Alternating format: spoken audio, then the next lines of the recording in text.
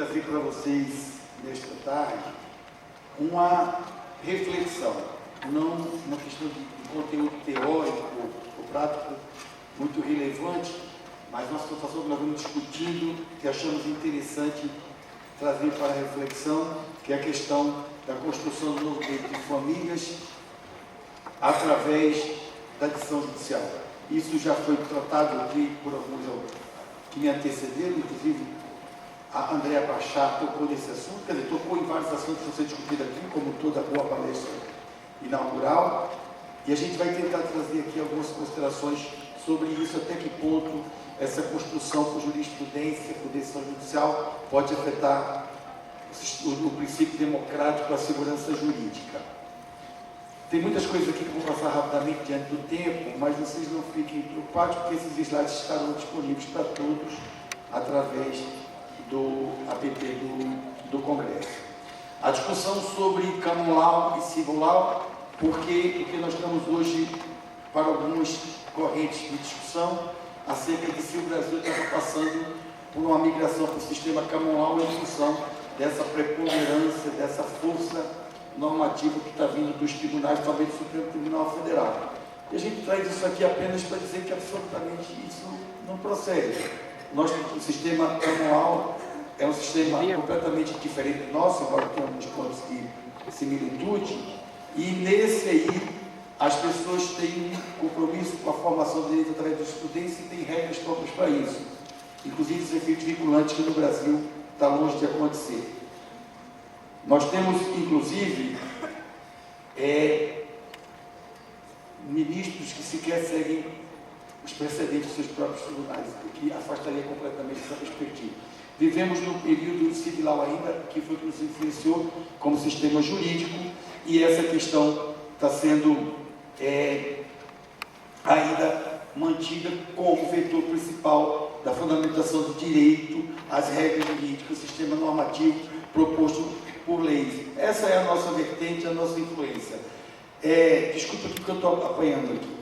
A força normativa da Constituição, que é outra crítica que se faz, a aplicação da Constituição, para isso também não há grande discussão em todo o sistema ocidental. A Constituição tem força normativa, é um direito, como diz Paulo Bonavides, como diz o Canotilho, deve ser aplicada sempre que correr o risco de não ser concretizado os direitos nela previstos. Também não vamos trazer aqui grandes discussões sobre a normatividade dos princípios. Óbvio que os princípios, eles não só estruturam o sistema jurídico, mas eles servem de fundamento para a aplicação do direito. A única ressalva que trazemos aqui é que realmente temos princípios que acabam por ser demasiadamente genéricos, e essa questão de ser um princípio, uma questão genérica, pode trazer um aumento de poder muito grande para o poder judiciário, como lembra o Habermas. Mas isso faz parte de um processo de democracia, de aplicação do direito. Precisamos ter em mente que o princípio deve ser aplicado na lacuna de uma regra, ou quando essa regra não atende ou ela vai de encontro a um próprio princípio constitucional. Mas a aplicação imediata da fundamentação do direito, é claro que é a regra jurídica prevista no sistema normativo formal. Aí o que tem acontecido na verdade, nessa discussão? É exatamente a atuação judicial na construção do direito, e aqui especificamente do direito das famílias.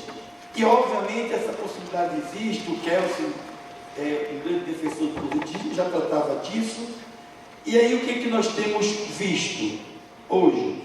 O STF tratando e decidindo, e com isso vinculando na formação do direito questões extremamente importantes. Reconhecimento das uniões homossexuais como família, diminuição das diferenças entre casamento e união estável, multiparentalidade, etc. Porém, nos parece que isso tem caminhado por certo exagero, tem passado de um garantidor de direitos para uma verdadeira construção de um novo direito de família. Vamos ver ao final se isso é bom ou ruim, quais são as reflexões que podemos fazer disso. E essa posição termina por influenciar outros tribunais inferiores e os juízes de primeiro grau, ou seja, dá-se uma abertura extremamente grande nessa perspectiva de aplicação de princípios diretamente da Constituição, a aplicação dos casos concretos com essa formatação que está dando o Supremo Tribunal Federal. O Luiz Roberto Barroso traz 3 elementos de indicação da atuação do Supremo, como um contra-majoritário, como representativo e como iluminista, na perspectiva de criação de políticas públicas, na perspectiva de declarar a inconstitucionalidade de leis que vem do legislativo e na questão da própria estruturação, da concretização dos direitos na questão de minoria representativa. Eu acho que isso é fundamental. Na verdade, há críticas em função disso de todos os lados. Sabemos que um dos maiores críticos disso é o professor Lênin Streck, muito ácido em suas críticas, muitas delas injustas, mas que traz alguma reflexão até que ponto essa vanguarda de construção do direito pela jurisprudência afeta esses valores aqui que a gente tem como que devem ser preservados. Há uma defesa própria para isso, que seria que o Supremo não estaria com toda a autonomia, porque o Supremo Tribunal Federal ele pode também sofrer um processo de correção pelo próprio Legislativo, naquela perspectiva do próprio artigo 102 da Constituição, que diz que o Poder Legislativo não está vinculado às decisões do Supremo, mesmo naquelas decisões de natureza erga omnes, que criam teses, etc, etc. Só que essa questão de controle, correção do legislador das decisões do Supremo, foi visto de forma muito excepcional no nosso sistema. Eu acho que temos 2 ou 3 casos na área tributária e direito administrativo. Na área que envolve direitos fundamentais, eu não vi isso acontecer. E me parece que essa previsibilidade, como sendo uma coisa bastante democrática, não vai acontecer com tanta facilidade pela força que está a se dar ao Supremo, porque ao final das contas, quando se tratar de direitos fundamentais, vai ser o próprio Supremo Tribunal Federal que vai analisar o produto legislativo que contraria a decisão da Suprema Corte. Então vai ser, por exemplo, muito difícil que amanhã alguém saia uma lei do legislativo dizendo que a união homossexual não é mais família. Provavelmente essa lei já vai nascer inconstitucional, porque ela vai ser assim declarada pelo Supremo, que já se posicionou sobre a defesa dessas uniões na própria Constituição. Então me parece que essa separação dos poderes não vai acontecer de forma muito clara, e também não há necessidade de se seguir essa questão de forma tão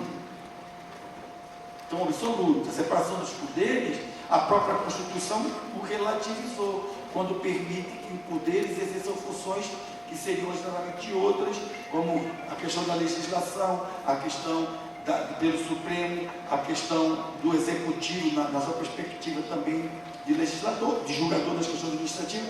Isso não é uma coisa muito absoluta, não é coisa que traga grandes problemas. Agora, o que traz realmente uma certa preocupação é saber se essa liberdade de criação do direito, ela vai trazer, pelo Poder Judiciário, pode trazer alguma consequência negativa para o direito de família. O que é que isso tem acontecido? Juízes em tribunais de instâncias ordinárias, a estrutura de um direito de família em decisões judiciais com princípios constitucionais muito abertos, a valorização exacerbada do direito individual, atendimento à ideologia moral, política, religiosa do julgador, vai fazer com que se possa criar individualmente pelos juízes, nessa perspectiva, um direito quase seu, um sistema jurídico próprio para cada juiz. E isso pode trazer grandes consequências quando a gente imaginar do que falaremos daqui a um pouco acerca da segurança jurídica. Eu vejo, por exemplo, com algumas preocupações como serão decididas questões importantes como uniões estáveis paralelas, uniões poloafetivas, incesto como limite do reconhecimento da família, a família multiespécie, como já está comentando, a questão da multiparentalidade entre os descendentes, o que está se discutindo, são questões que eu, longe de ter alguma coisa contra essas situações, muito pelo contrário, me parece que muda uma ordem de valores, e essa ordem de valores, ela é que deu suporte a esse sistema jurídico que nós temos. A questão é saber se esses valores estão mudando, como é que a gente vai fazer para que esses valores sejam absorvidos pelo sistema jurídico que temos, através de decisões do Supremo Tribunal Federal. Ou seja, 6 a 5 de ministros vai mudar toda a ordem valorativa que fundamentou o direito de família. Isso me parece que deve trazer uma certa preocupação para nós, operadores do direito de família. Esses comentários extremamente negativos, né, que fazem com que haja criar muito mais talvez do que solução, como Estado juizlador, supremocracia, ministrocracia, essas questões não vão resolver o nosso problema. O que vai resolver é trabalhar com o que temos, com o papel do Supremo, importante que é, mas dentro de uma perspectiva de um pouco mais de segurança jurídica. Desculpe. Então veja bem, quando você trabalha essa judicialização da política, judicialização das questões sociais, você passa a ter em dúvida se isso fere o princípio democrático. Me parece que, pelo que se pode apurar do próprio sistema constitucional, há essa perspectiva de que o judiciário tenha essa atuação. Não me parece ser esse contexto decisório do Supremo Tribunal Federal uma questão que venha a ferir o princípio democrático. Então, respondendo à primeira das questões, a atuação do Supremo na Constituição do Direito de Família não fere o princípio democrático, porque a Constituição dá esse contorno, dá esse viés, quando dá ao Supremo a condição de garantir direitos fundamentais, garantir a própria democracia na qualidade representativa, afastando da democracia meramente quantitativa a possibilidade de não concretizar direito de nenhum. Isso é democrático também. Agora, se isso gera insegurança jurídica, ou se isso cumpre o princípio da segurança jurídica, aí nesse ponto eu tenho que trazer a reflexão de que, na minha opinião, essa construção da forma que está sendo feita, ela sim vem colocar em risco o princípio da segurança jurídica. E o princípio da segurança jurídica, ele é, antes de tudo, você saber exatamente o que o sistema tem a lhe oferecer. E o que é que acontece com isso? As decisões do Supremo abrem margem para decisões de primeiro grau e decisões tratam de questões iguais, de maneira extremamente diferentes. Essas questões transitam em julgado ou são recorridas, de modo que você tenha, para o mesmo assunto, diversas decisões que envolvem direitos existenciais muito importantes, e isso vai ficando, aguardando uma uniformização durante 10, 15 anos, dependendo do caso, até que o Supremo se decida essa matéria. Por quê? Porque isso não está com base no sistema normativo concreto e simplesmente numa construção exclusivamente judicial. E parece que isso pode ferir o princípio da segurança jurídica, sim. Veja bem, essas partes que hoje estão envolvidas nesses processos vão passar por todas essas questões a que me referi. Ou seja, você tem hoje a perspectiva de que eu vou entrar judicialmente com qualquer coisa que me imagino na cabeça no que diz respeito ao direito de família, porque tem juiz que vai conceder aquilo. Não, mas o juiz ali negou, mas o outro concedeu. Não, mas o tribunal lá manteve. Mas aquele... Ou seja, por quê? Porque estamos ainda numa onda de construção exclusivamente com a margem da lei. Inclusive, uma coisa tão impressionante, que hoje, eu falo isso para os meus alunos, os advogados entram com ação de alimentos, fundamentando no princípio da dignidade da pessoa humana. Quando você fala, mas tem uma lei não que fala de alimentos, aí fala, mas lei? Que lei? O que serve lei de família? E a grande questão que eu trago à reflexão essa força que estamos dando ao Supremo Tribunal Federal para construir o direito de família, como é que vai ficar o direito de família se esse governo conservador passar mais tempo do que a gente pretende e houver, como disse a Adélia Pachá ontem, houver uma modificação radical na composição do Supremo? Será que a gente não corre o risco de dar passos para trás daquilo que avançamos no direito de família? Claro que sim.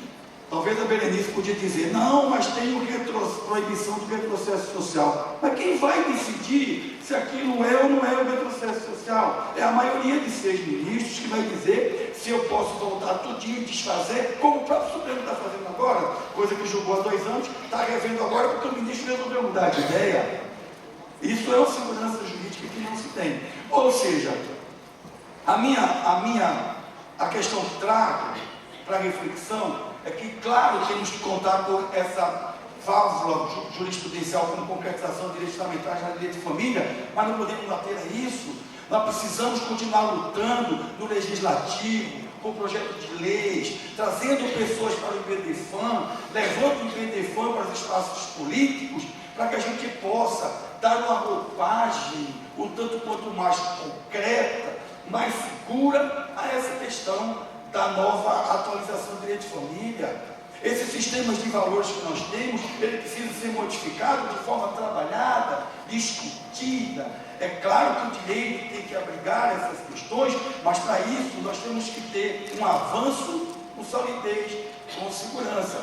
Senão, nós vamos criar uma ideia do vale tudo. Ou seja, não preciso de lei, eu preciso de um juiz que tenha um valor ideologicamente igual ao meu. Eu acho que a gente precisa garantir os direitos. A gente precisa garantir que o amor tenha segurança jurídica. Como diz Tiago de Mello, a pior dor sempre foi, é e sempre será a dor de não poder dar amor a quem se ama. E o direito tem que garantir a segurança desse amor. Mas não podemos fazer isso de forma tão flexível ou tão instável como estamos fazendo, porque corremos risco de desconstruir o direito de família. Esses avanços que nós temos, eles têm que ser solidificados. Eles têm que ser estruturados de forma concreta para servir de degrau para tudo aquilo que a gente precisa avançar no direito de família. Precisa dar margem para a segurança da agora, conseguindo a segurança para frente. E não criar uma estrutura com visões meramente jurisprudenciais que trazem uma completa possibilidade de modificação a qualquer custo do tempo, para resolver problemas tão importantes na vida das pessoas, como são as suas relações existenciais nos contextos familiares. Então eu conclamo a reflexão para que a gente possa, os operadores do direito, os estudantes do direito, trabalhar nessa perspectiva de valorar a atuação nobre que o Supremo Tribunal tem dado, embora com questionamentos, para o avanço do direito de família, mas não esquecer que nós estamos num sistema que a segurança vem com base num sistema normativo claro, transparente, estruturado e garantidor. Hoje nós temos muitos avanços, mas temos muito pouca garantia e muita segurança. Eu acho que é isso que nós não queremos para o direito de família. Avancemos, mas avancemos com solidez, avancemos com estrutura, para que essas garantias nós estamos construindo hoje no IBDFAM, elas possam ser consideradas como mantidas solidamente nos próximos congressos, e o IBDFAM certamente fará o mesmo sucesso que fez isso. Muito obrigado.